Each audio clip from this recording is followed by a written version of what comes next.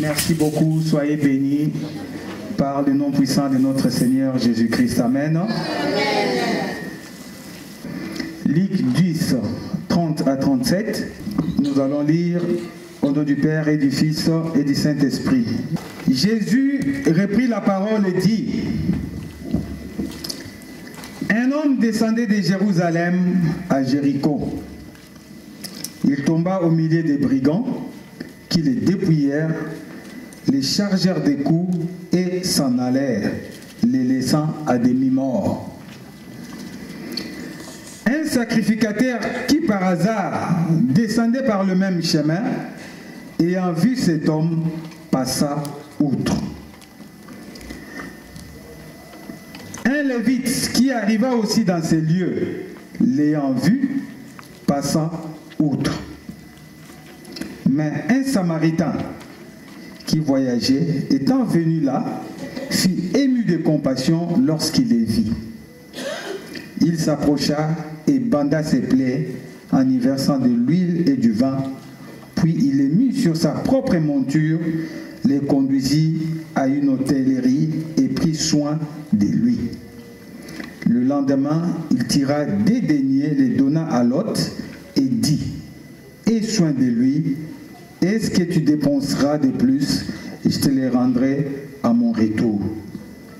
Lesquels de ces trois est semblable, de ces trois te semble avoir été le prochain de celui qui était tombé au milieu des brigands?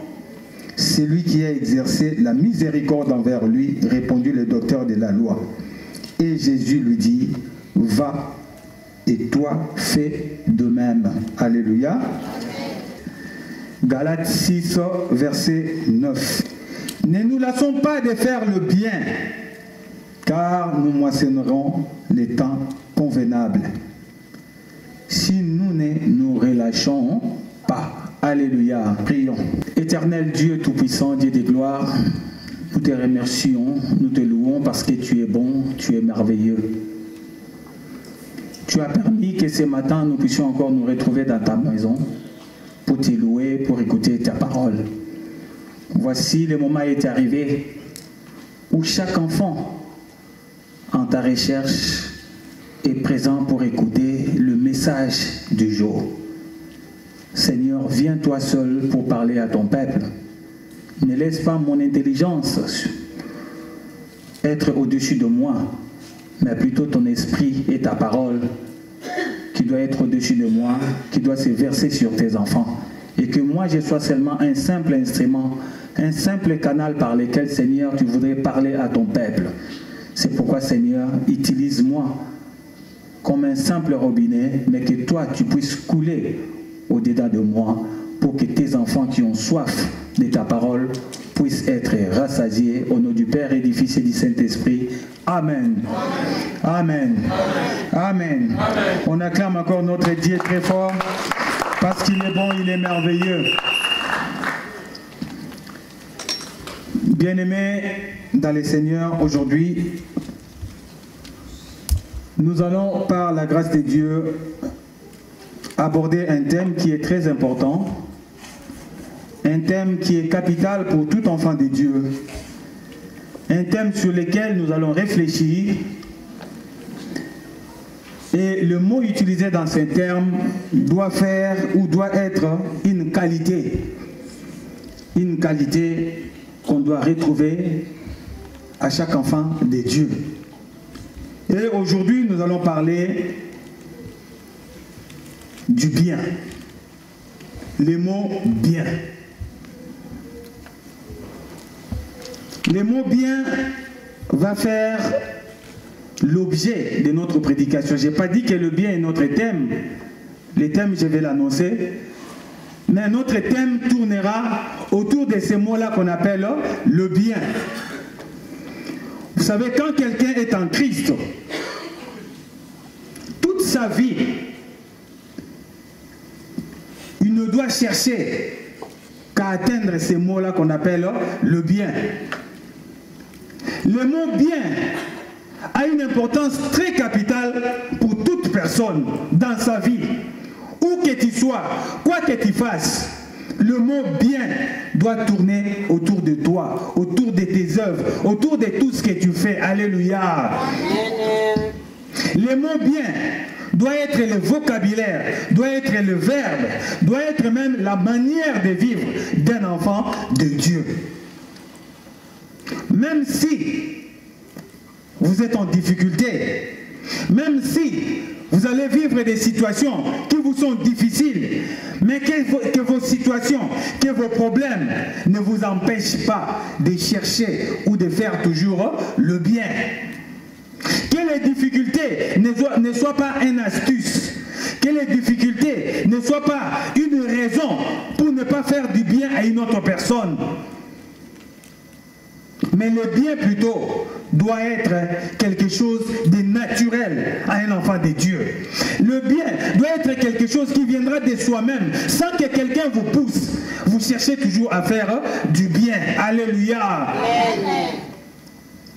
Vous savez, Jésus-Christ qui a accepté de mourir sur la croix, il n'a pas fait seulement par plaisir de faire, mais il a fait pour que toi et moi, nous puissions être bien. Pour que toi et moi, nous puissions vivre la vie que Dieu a voulu que nous puissions vivre sur cette terre. Alléluia. Parce que Dieu étant amour, Dieu ayant remarqué que l'homme qu'il a créé à son image était complètement perdu. Et que pour le ramener avec lui, pour le ramener vers lui, il doit le ramener vers lui en les rachetant, en faisant un sacrifice. Alléluia. C'est lui qui a fait le sacrifice pour que toi et moi, nous puissions jouir du bonheur. Cette personne n'a rien cherché d'autre que notre bien-être, que notre bonheur. Alléluia. Il a cherché notre bien, Jésus-Christ. C'est pourquoi nous les chrétiens,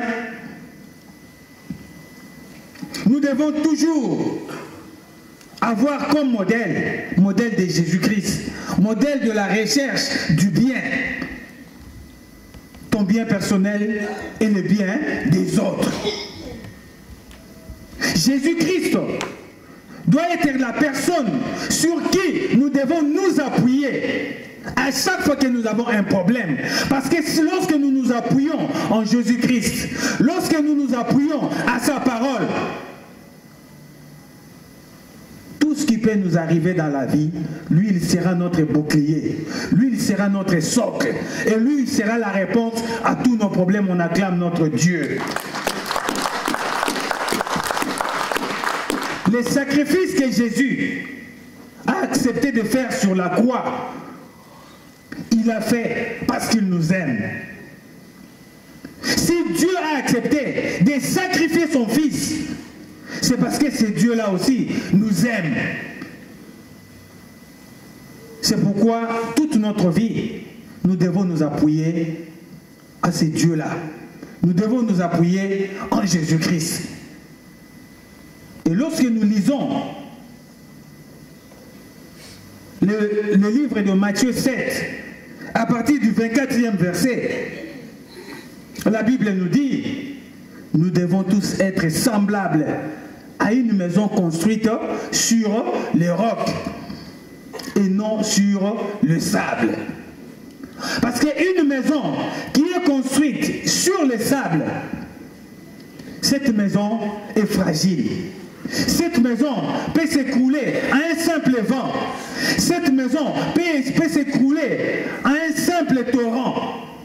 Mais lorsque vous construisez votre maison sur des rocs, sur des pierres, sur une fondation en pierre, même s'il y a une grosse pluie, même s'il y a un vent impétueux, même s'il y a les torrents, ça peut venir, ça peut toucher. Mais cette maison qui est assise sur les rocs ne tombera jamais. Alléluia. Et notre rocher, notre roc, c'est Jésus-Christ.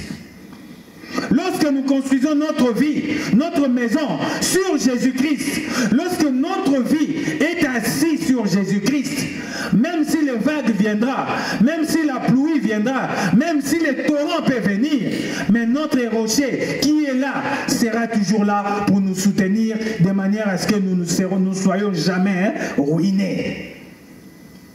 Jésus-Christ doit être notre modèle de vie.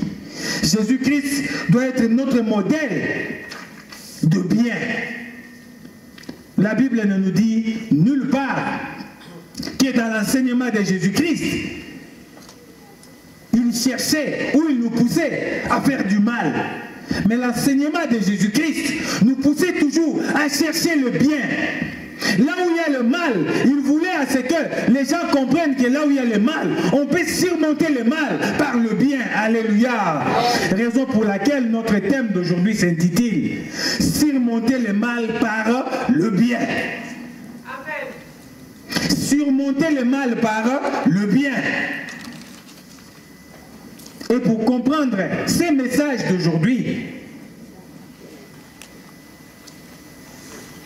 nous allons les comprendre par la parabole que Jésus-Christ a dit pour répondre à un homme de loi, à un docteur de la loi, qui a posé la question à Jésus-Christ.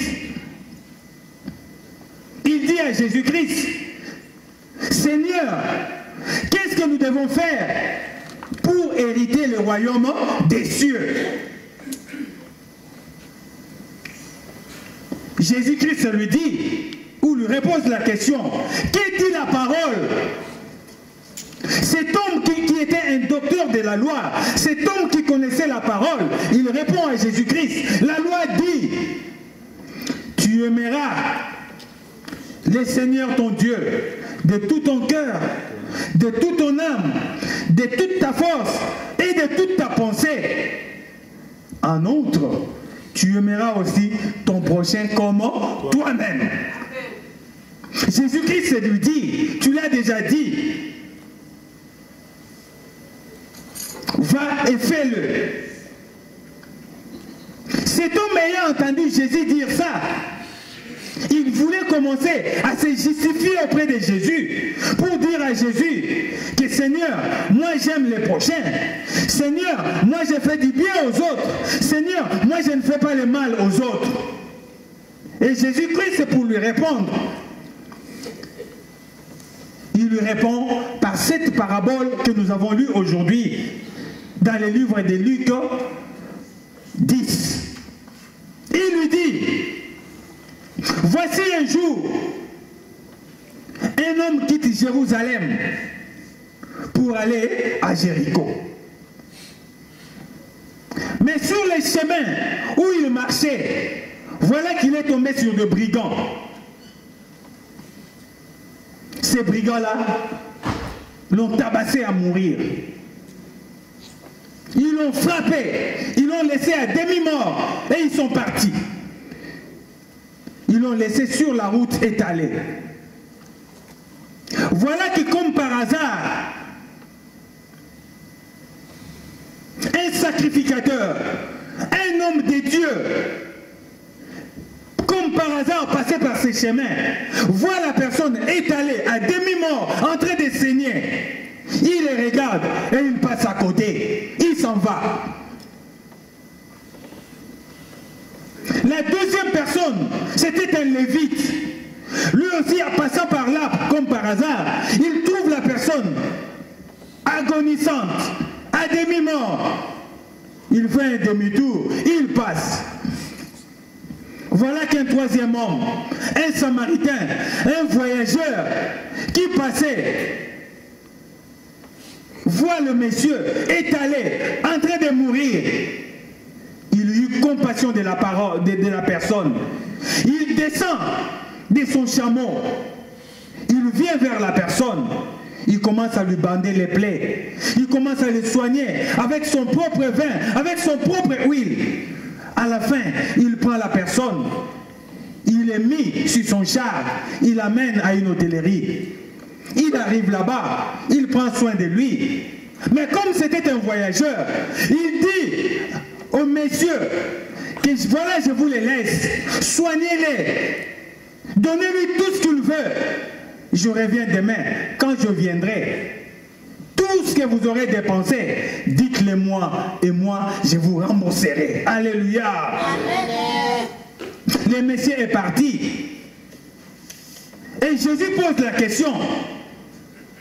De qui de ces trois personnes-là héritera-t-il le royaume des cieux? Il dit, c'est la troisième personne. Alléluia. Et Jésus-Christ dit au docteur de loi, va et fais comme lui. Bien-aimé, notre message d'aujourd'hui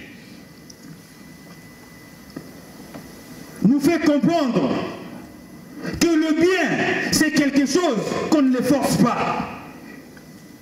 Le bien, c'est quelque chose qui doit être naturel sur la personne. Celui qui force, on saura que cette personne-là, il est en train de forcer ce qu'il est incapable de faire. Mais nous, en tant qu'enfants de Dieu, par la prière, nous devons faire en sorte que ce bien-là puisse devenir une semence naturelle à nous. Quand tu arrives quelque chose, sans te forcer, tu fais le bien. Tu fais que rechercher le bien. Mais qu'est-ce qu'on remarque? Que nous les enfants de Dieu, nous qui aujourd'hui nous nous appelons des chrétiens, nous qui aujourd'hui nous nous appelons des kimbanguistes, nous qui aujourd'hui nous nous appelons des enfants de Dieu, nous sommes plus tournés vers le mal que vers le bien. L'exemple est là. Parce que la Bible nous dit, la première personne qui est passée, c'était un serviteur, qu'on appelle un sacrificateur, celui qui œuvre dans la maison de Dieu, alléluia, mais qui voit son collègue, qui voit un frère agonissant, mais il le laisse à côté. Bien-aimé, ce n'est pas parce que je suis pasteur, ce n'est pas parce que je suis prophète, ce n'est pas parce que je suis centre, qu'au fond de moi, j'ai cette sémence du bien. La sémence du bien doit être en toi naturellement, sans que ça soit forcé. La deuxième personne, un lévite, qui est aussi un serviteur, qui est aussi de la famille des serviteurs, lui aussi il a vu quelqu'un, mais puisqu'il n'avait pas cette sémence à lui, il est passé à côté. Voilà qu'une troisième personne, qui n'était qu'un samaritain, que les autres pouvaient appeler des païens, mais lui, malgré celui qu'il est, il a eu compassion de la personne, il est venu et il a rendu service à ces messieurs-là. Alléluia.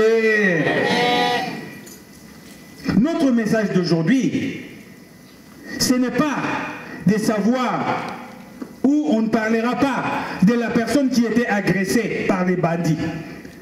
Nous ne sommes pas là pour parler du lévite ou du sacrificateur. Mais aujourd'hui, nous allons réfléchir sur la troisième personne que la Bible appelle les bons samaritains. Lorsque nous lisons la Bible sur les bons samaritains, mais la question qu'on doit se poser, qu'est-ce qui a poussé cet homme à agir de la sorte? Qu'est-ce qui a poussé cet homme à aider naturellement cette personne? Parce que lui, c'était un étranger, il ne connaissait même pas la personne. Mais il a vu en train d'agoniser. Il est venu à son secours. Qu'est-ce qui a poussé cet homme-là à le faire?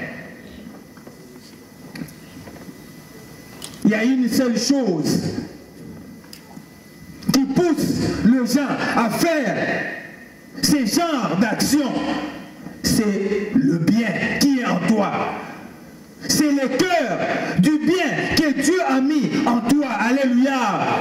Les cœurs pour faire le bien ou pour chercher le bien, bien-aimé, vous ne les cueillerez pas dans un arbre. Ces cœurs-là, vous ne les chercherez pas dans un marché. Mais ces cœurs-là, vous ne les chercherez et vous ne l'aurez que lorsque vous vous appuyez dans la parole de Dieu. Vous ne pouvez avoir ces cœurs-là lorsque vous les cherchez auprès du Seigneur. Alléluia. Il n'y a que ce Seigneur-là qui peut te donner ce cœur-là de vouloir aimer tout le monde. Il n'y a que ce Seigneur-là qui peut te donner cet instinct-là de vouloir toujours faire du bien à ton prochain. Alléluia. Il n'y a que Dieu qui peut te donner ce cœur-là de toujours faire les sacrifices pour les autres. La première chose qu'on doit remarquer dans cet homme-là, qui l'a animé à aller aider cette personne-là, la première chose qui était au fond, qui était dans la personne, ça s'appelle l'amour. Alléluia. Cet homme avait en lui l'amour du prochain, comme Jésus-Christ avait répondu au docteur, l'amour du prochain. Lorsqu'on parle de l'amour, l'amour c'est quelque chose qui doit venir de toi-même. Lorsqu'il y a là où il y a l'amour, l'amour ne regarde pas la couleur de la peau de la personne. L'amour ne regarde pas le visage de la personne. L'amour ne regarde pas les richesses de la personne. L'amour ne regarde pas les relations que tu as avec la personne. L'amour, c'est quelque chose qui est naturel. L'amour que toi tu cherches, il faut que toi aussi tu donnes le même amour à une autre personne. Alléluia. Tu ne peux pas dire que tu aimes quelqu'un si par derrière tu ne lui cherches pas du bien. Lorsqu'on manifeste l'amour en quelqu'un, ça signifie que tu es en train de chercher le bien à cette personne. L'amour doit être sans intérêt. L'amour doit être sans hypocrisie. Alléluia. Cet homme-là, il ne connaissait pas le Messie qui était agonisant. Cet homme-là, il n'a pas cherché à savoir qui était cette personne, mais par l'amour qu'il avait, il est venu. Par ses propres moyens, il a commencé à soigner la personne. Par ses propres moyens, il a pris la personne, il l'a amené pour le faire soigner. C'est parce qu'il a en lui la sémence de l'amour, la sémence de faire toujours le bien. Et la Bible ne nous dit pas que cette personne, par derrière, il a demandé le remboursement. Toi, qui pour aider ton frère, tu attends que par derrière, il te donne quelque chose. Toi, qui aide toujours les gens par intérêt, qui suit toujours les gens par intérêt, qui aime toujours les gens par intérêt, par hypocrisie. Alléluia. Ça, ce n'est pas le vrai amour. Le vrai amour, c'est celui-là que la Bible nous montre. Le Messie a eu compassion de la personne. Il n'attend pas qu'on lui rembourse. Il n'attend pas un intérêt derrière la personne parce qu'il ne le connaissait pas. Mais la seule chose, c'est chercher le bien de cette personne. Alléluia. En dehors de l'amour qu'avait cette personne, nous remarquerons qu'il y a une deuxième chose en ces messieurs-là, le bon samaritain. La deuxième chose qu'il y avait, ça s'appelle l'humilité. L'humilité, c'est quoi? Être humble. Considérer ton prochain comme toi-même. Ne pas se faire valoir devant les autres que toi tu es supérieur, les autres sont inférieurs. Devant Dieu, nous sommes tous égaux.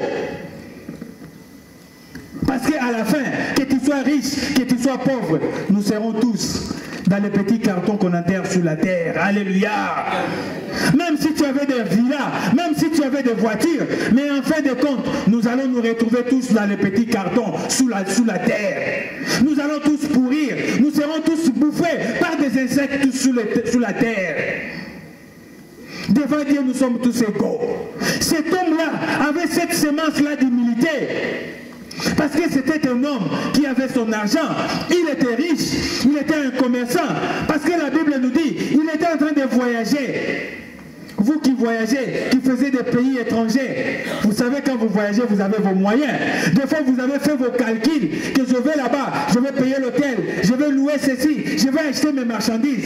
Mais tu te retrouves devant une situation comme ça, et tu es prêt à dépenser sur ton argent que tu as prévu pour le voyage, à aider quelqu'un qui est agonisant. Est-ce que nous pouvons avoir ce cœur-là? Parce que ces messieurs-là, il s'est rabaissé jusqu'au niveau où il est descendu de son chameau pour commencer à soigner la personne qui était là. Il n'a pas regardé, est-ce que c'était un voleur, est-ce que c'était un pauvre, ou est-ce que c'était un riche.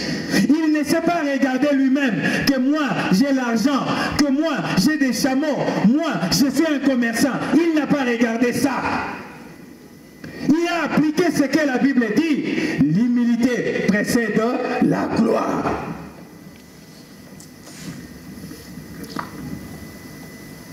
Le troisième élément que nous allons comprendre à cette personne-là,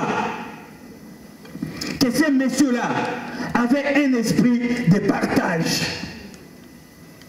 Un esprit de partage.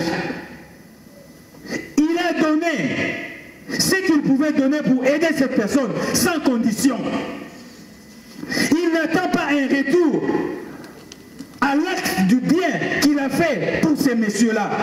Pour lui, je dépense, je t'aide, mais par derrière, je sais que mon Dieu, il va me les rendre au centuple. Bien-aimé, l'esprit de partage, savoir partager dans la vie, c'est une vertu. Savoir partager dans la vie, c'est une vertu. Savoir partager, ça nous fait avancer dans la vie. Celui qui ne sait pas partager, lui aussi, il aurait du mal qu'on partage avec lui. Alléluia. C'est pourquoi aujourd'hui, à travers ce message, j'ai voulu parler de quelqu'un que je connais, que j'ai personnellement connu. Quelqu'un avec qui j'ai mangé avec lui, j'ai voyagé avec lui, j'ai suivi ses enseignements, qui aujourd'hui, 26 ans après sa mort, je suis encore debout devant vous pour témoigner de la grandeur du cœur qu'avaient ces messieurs-là, qui est Papa Diangenda. On l'acclame encore très fort. Si je me suis permis aujourd'hui de parler de l'histoire du bon samaritain, parce que je considère que ce papa-là, c'était aussi un bon samaritain. Ce papa-là, beaucoup ne l'ont pas connu peut-être parce qu'il ne l'approchait pas. Mais il faut approcher la personne pour savoir qui il est. Il ne faut jamais juger les personnes par rapport à ce que vous entendez, par rapport à ce que vous voyez, par rapport à ce que les autres disent. Alléluia. Amen. Beaucoup de gens aujourd'hui ont changé de discours vis-à-vis des autres, rien que parce qu'ils ont approché la personne. Ah là là. Vous savez, bien aimé,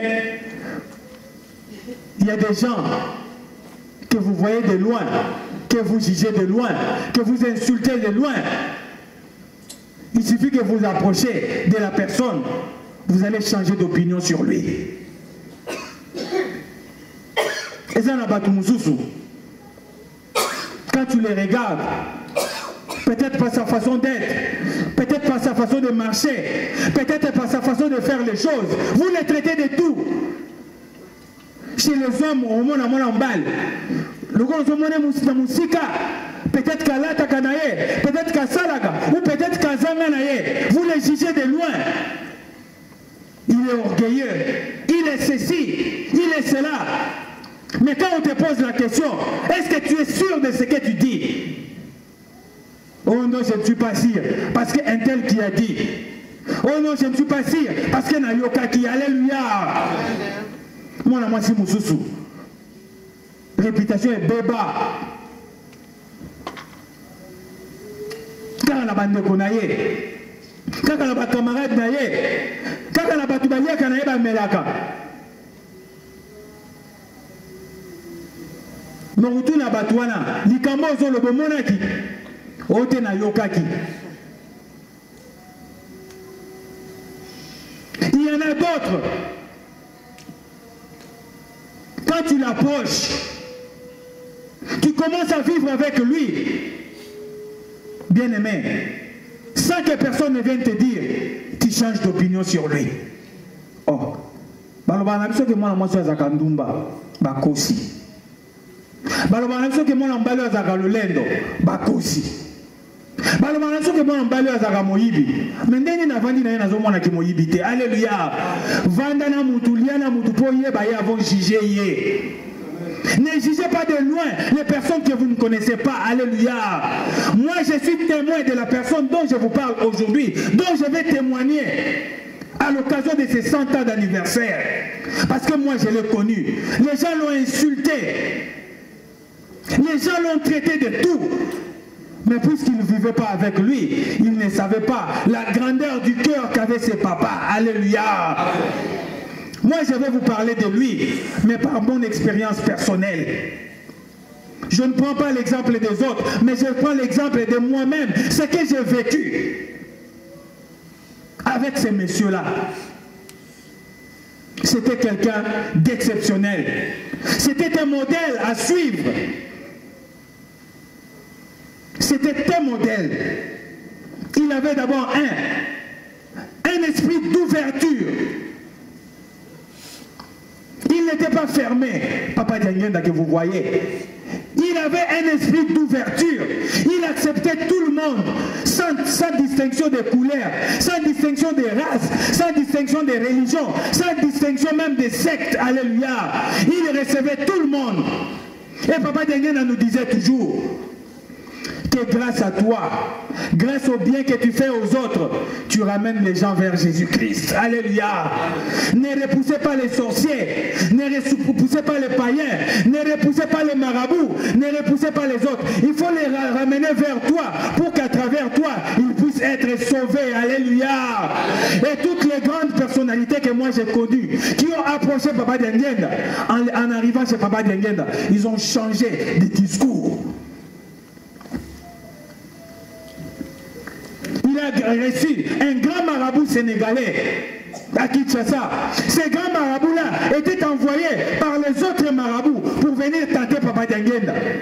Mais quand cet homme-là est arrivé au centre d'accueil, les 5 jours qu'il a fait à Kinshasa, il a changé son discours. Il s'est tenu devant tout le monde pour dire: la personne qui est ici, vous ne le connaissez pas. Le jour où vous le connaîtrez, vous ne vous approcherez même pas de lui. Alléluia.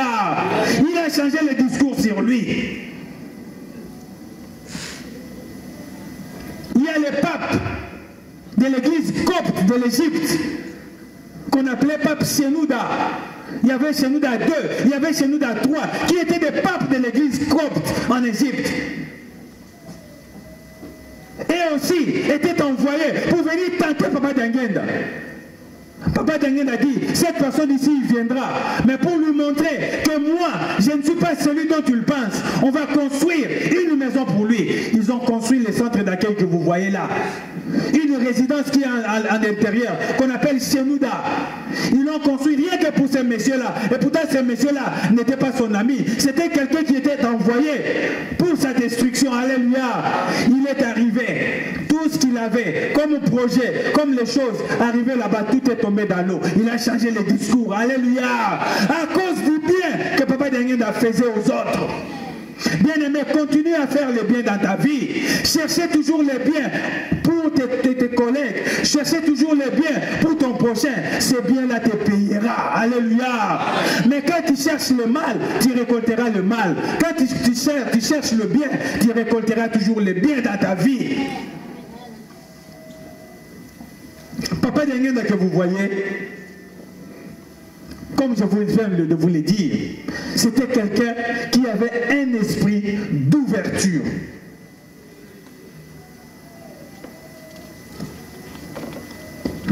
il faisait, il le faisait toujours en projection des années à venir. Il ne rejetait personne, il aimait tout le monde. Raison pour laquelle même les gens l'appelaient de moboutiste. On n'a pas beaucoup de temps aujourd'hui, mais sinon je peux vous raconter, ne fût-ce que pendant 2 minutes, comment Papa Dianguenda et Mobutu se sont connus. Parce que c'est une histoire où les gens ne savent pas que lorsque vous semez le bien là vous suivra partout.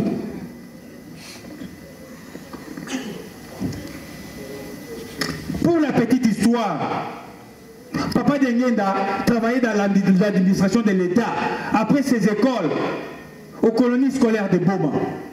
Il était devenu un administratif de l'État. En état administratif de l'État, il était envoyé à Lulabour, c'est-à-dire Kananga là-bas, où il travaillait comme administrateur. Parce qu'à l'époque, le Belge, pour ne pas faire le communautarisme, il prenait un Moulouba, il l'envoyait dans le Bas-Congo. Il prenait un Moukongo, il l'envoyait vers le Bas-Swahili. Alléluia. Et Mobutu, à cette époque-là, Mobutu venait de quitter l'armée. Mobutu venait de quitter l'armée à cette époque-là. Ça doit être en 1900, ça doit être 48 ou 49. Mobutu quitte l'armée. Parce que dans l'armée à l'époque, vous devez faire 7 ans. Quand tu fais 7 ans, c'était obligatoire. Après 7 ans, tu peux soit sortir de l'armée, soit continuer dans l'armée. Mobutu avait été sorti de l'armée pour devenir journaliste. Et pendant qu'il faisait son journalisme, il a été muté lui aussi au Kananga. Et au Kananga, il y avait des communautés qui se sont créées là-bas. Et dans ces communautés-là, ils vivaient tous ensemble. Ils avaient des réunions, comme les réunions des Aïrois ici en France. Vous faites toujours Bananzil, côté Nabango, Banamatete. À l'époque, c'était comme ça aussi. Mais Papa Dianguenda n'assistait pas à ces réunions. Mais un jour, il était invité à une des réunions. C'est là où il a rencontré pour la première fois Mobutu. Et à cette époque-là, Mobutu avait déjà écrit une première histoire sur Papa Kimbangu. Quand Papa Dianguenda l'a vu, il a salué, il a dit merci de tout ce que vous faites pour mon père. Et ça s'est fini là. Papa Dianguenda n'assistait plus aux réunions, Papa Dianguenda ne voyait plus Mobutu. Mais vous savez, Mobutu c'était un homme qui n'était pas comme nous. C'était un ambitieux, c'était un prétentieux. Mobutu, à cette époque-là, était déjà dans l'occultisme. Mobutu, il était de ces gens-là qui changeaient de peau. Qu'est-ce qu'il faisait au Kananga là-bas? Au Kananga, il y avait des restaurants, il y avait des bars qui étaient uniquement réservés aux Blancs. Mobutu la nuit, Maman Cessé était au courant de ça. Mobutu, le soir, il enlevait sa peau, il devenait un homme blanc. Il changeait de peau. Il devenait blanc. Il mettait son costume, il allait pour sortir avec des femmes blanches, pour manger et boire avec des blancs là-bas. Et le matin, il rentrait chez lui. Sa femme était au courant. Et un jour, il est parti là-bas. Il est revenu. Et comme par hasard, Papa Dianguenda vient à la réunion, il le voit. Papa Dianguenda l'appelle, il lui dit, Joseph, ce que tu fais là, ce n'est pas bon. La prochaine fois que tu feras ça, sache que ça, tu finiras mal. Mobutu lui dit, oui, j'ai compris, je ne les referai plus.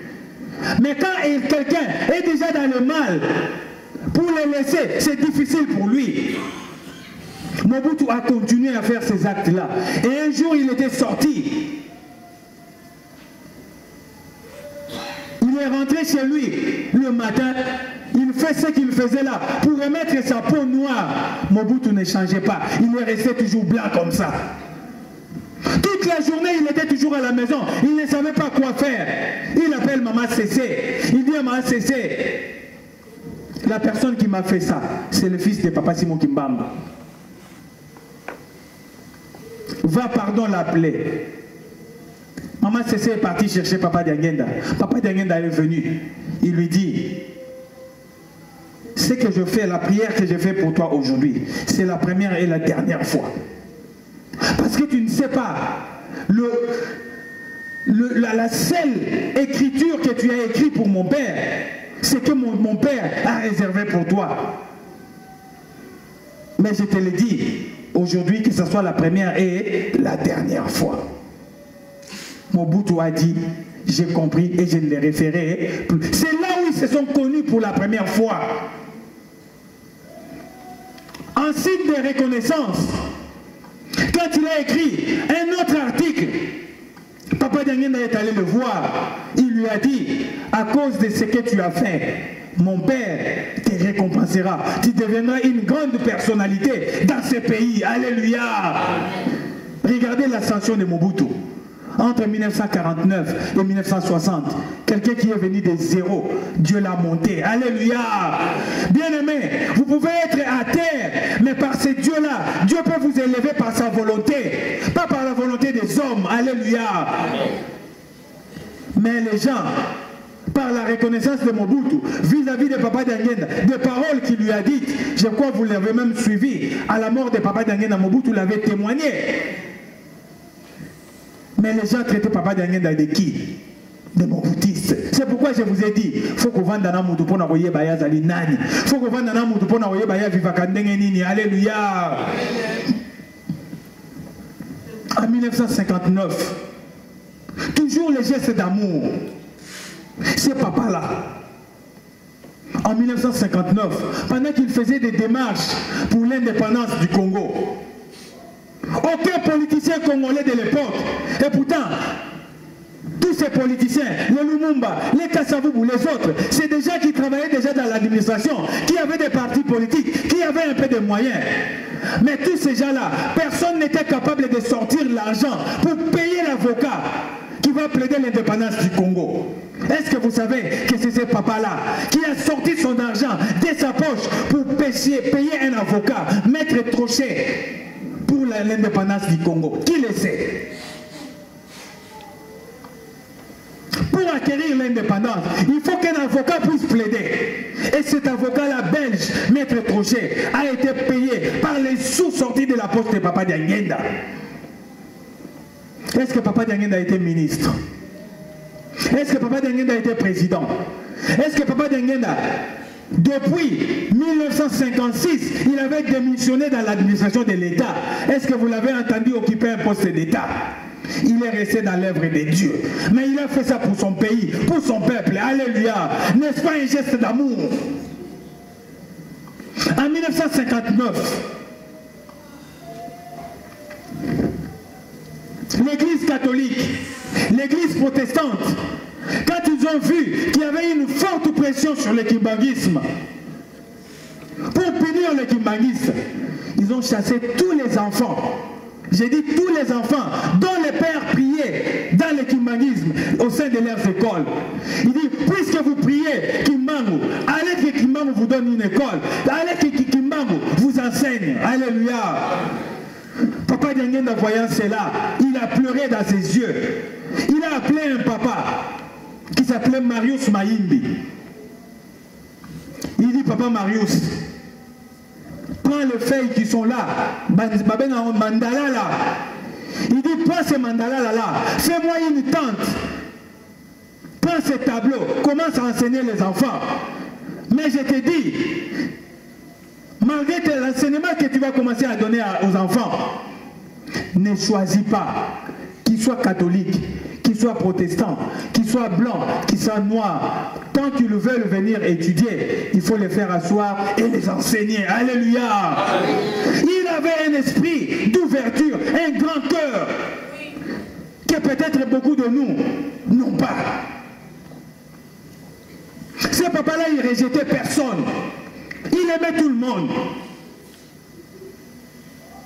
Moi, je me souviens encore, en 1985, on était à l'église, dans la paroisse de Kimbanseke. On voit seulement un groupe de personnes qui rentrent en train de danser.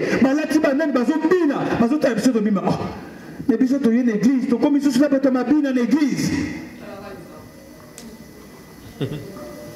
Papa Diangenda qui s'élève, il dit, toutes les personnes que vous voyez, ce n'est pas parce qu'ils dansent qu'ils n'ont pas besoin de la parole. Ce n'est pas parce qu'ils dansent qu'ils ne cherchent pas la face de Dieu.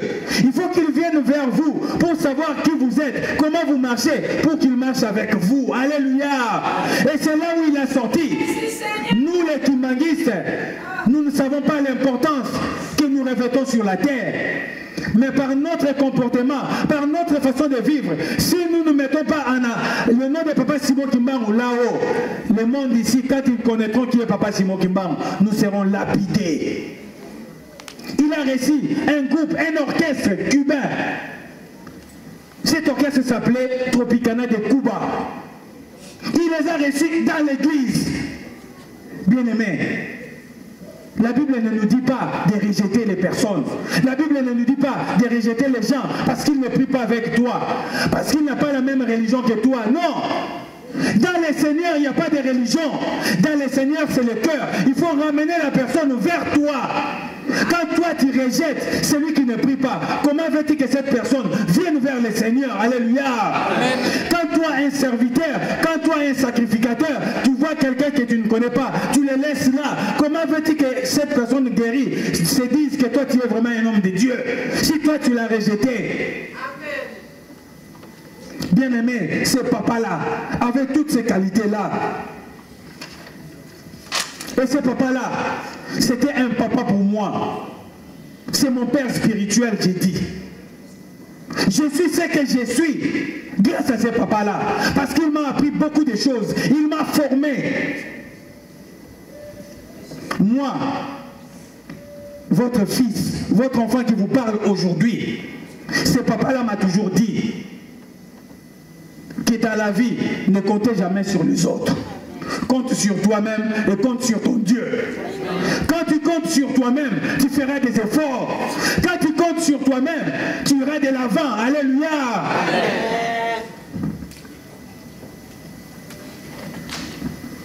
Quand les centres d'accueil étaient construits, quand Kamba était construit, ce n'est pas des maçons qui venaient de l'Europe, ce n'est pas des maçons qui venaient de je ne sais d'où.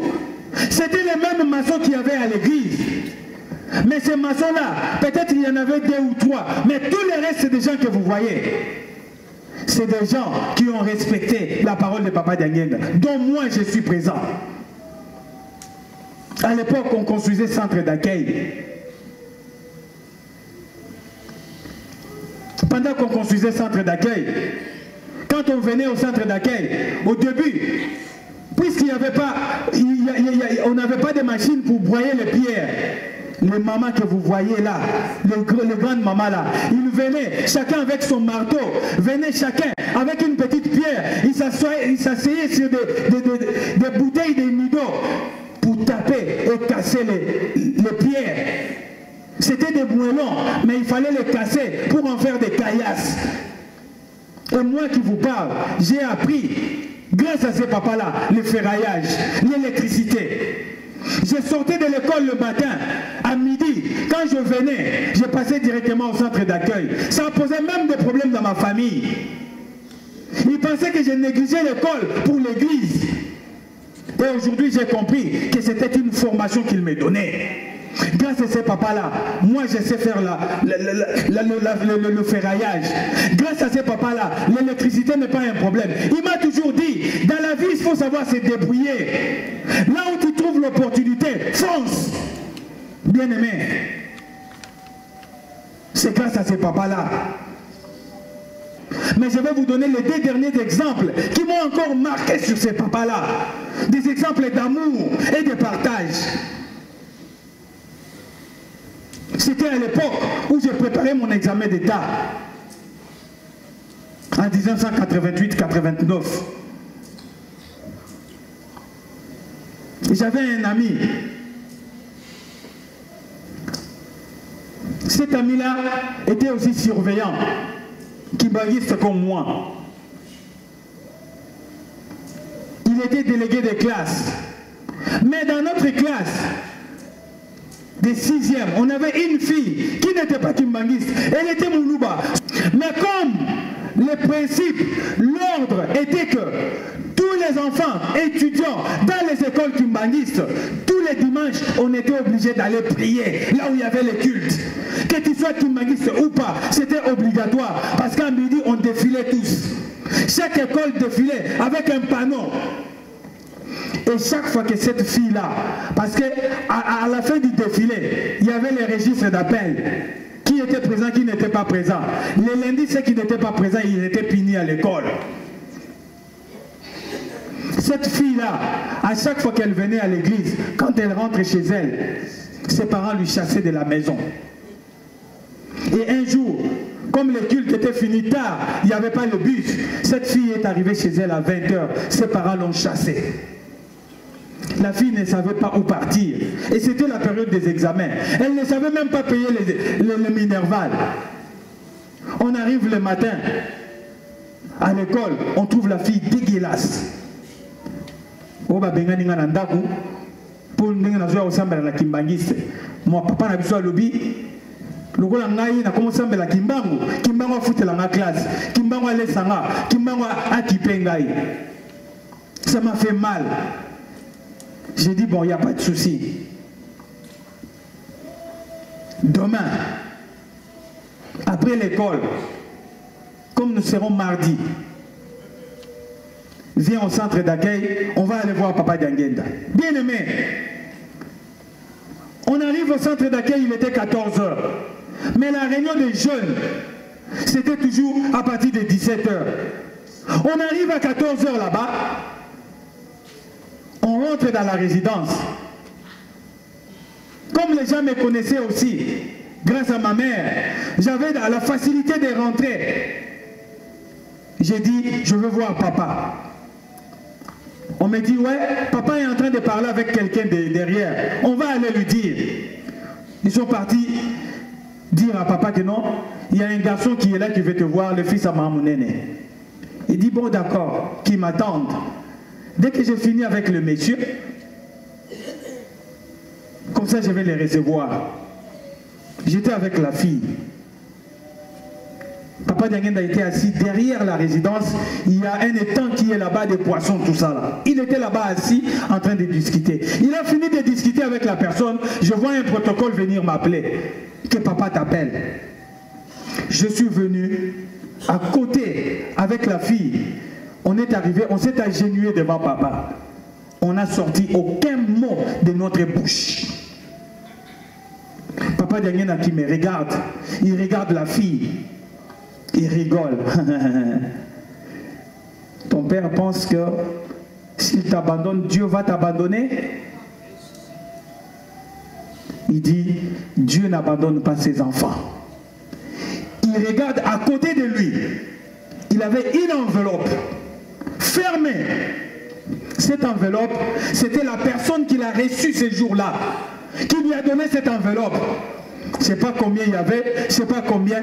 Une enveloppe fermée. Il tourne seulement son visage. Il prend l'enveloppe qu'il n'avait même pas ouverte. Il dit à la fille, il dit, tiens, prends ça, va payer les Minerval, fais tes besoins. Dieu pourvoira à tes autres besoins. Alléluia. J'étais scotché.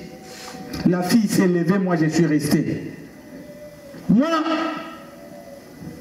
je ne me gênais pas pour poser des questions à Papa Diangenda. Je pose la question, je dis, mais papa, pourquoi vous avez fait ça? Parce que je parie que cette enveloppe, il y a beaucoup d'argent. Est-ce que vraiment quelqu'un peut venir te laisser une enveloppe, te donner rien? Il me regarde et dit, mon fils, il y a une seule chose que je vais te dire aujourd'hui. Garde-le dans ta tête. Marche sur ça. Dans ta vie, tu ne manqueras pas de pain. Il me dit, mets ça dans ta tête. Je m'aide en aidant les autres. je m'aide en aidant les autres. J'ai dit, mais papa, je m'aide en aidant les autres. Qu'est-ce que ça veut dire? Il me dit, mon fils, les biens que toi tu fais aux autres, ces biens-là ne sont jamais perdus. Quand toi tu fais le bien aux autres, sache que ton Dieu, là où il est en train de pourvoir pour toi. Quand toi tu fais le bien aux autres, sache que là où il est en train de mettre une brique supérieure dans ta maison du ciel. Alléluia. C'est pourquoi aujourd'hui, je vous ai lu aussi le livre des Galates 6, verset 9. Le livre des Galates 6, verset 9 nous dit: ne nous lassons pas de faire le bien, car nous moissonnerons au temps convenable si nous ne nous relâchons pas. Bien-aimés, ne nous lassons pas de faire le bien. Le bien nous aide, le bien nous sauve. Quand toi tu fais le bien aux autres, sache que le bien là, quand toi tu es en difficulté, quand toi tu as des problèmes, ce bien-là viendra plaider devant Dieu pour toi. Les jours où toi tu vas manquer du pain, les jours où toi tu vas manquer l'argent, les biens, le merci que tu as fait aux autres, devant Dieu, ça va commencer à secouer sa chaise pour dire: Seigneur, alléluia. Si toi tu ne fais pas le bien aux autres, n'attends pas que le bien t'arrive aussi. N'attends pas. Le bien, c'est quelque chose d'important. Et c'est pourquoi aujourd'hui, j'ai tenu à ce que nous puissions, ensemble avec vous, partager Il y a beaucoup d'histoires, il y a beaucoup de témoignages que je peux vous dire aujourd'hui pour Papa Diangueda. Mais faute de temps, nous ne pouvons pas aller plus loin. C'est pourquoi, bien-aimés, pour finir notre prédication, le livre des psaumes 34 que nous avons lu. Le livre des psaumes 34 nous dit: les lionceaux éprouvent la disette et la faim, mais ceux qui cherchent l'Éternel ne sont privés d'aucun bien. Les lionceaux, c'est qui? Toi qui toujours cherches du mal aux autres. Toi qui toujours parles du mal aux autres. Toi qui toujours, tu es là, tu passes ton temps à haïr les autres, à jalouser les autres. Nakotonga, nakodiviser, nabilobaloba, nalokuta. La Bible nous dit que venez mes fils, écoutez-moi, vous enseignerez la crainte de l'Éternel. Quel est l'homme qui aime la vie, qui désire prolonger les jours du bonheur? Préserve ta langue du mal. Alléluia. Balobi tangu yozo luka mukili, tangu yozo koluka, bolamu na mukili. Préserve ta langue du mal. Bien-aimé, quand tu préserves ta langue du mal, c'est que tu es en train de chercher le bien. Là où tu es, il faut toujours prophétiser le bien. Là où tu es, il faut toujours chercher du bien aux autres. Ne cherchez jamais du mal, parce que celui qui cherche du mal ne moissonnera que du mal. Et celui qui cherche le bien ne moissonnera aussi que du bien. Au nom du Père et du Fils et du Saint-Esprit. Amen. Notre Père qui es aux cieux, que ton nom soit sanctifié, que ton règne vienne, que ta volonté soit faite sur la terre comme au ciel. Donne-nous aujourd'hui notre pain de ce jour, pardonne-nous nos offenses, comme nous aussi nous pardonnons à ceux qui nous ont offensés. Ne nous induis pas en tentation, mais délivre-nous du malin.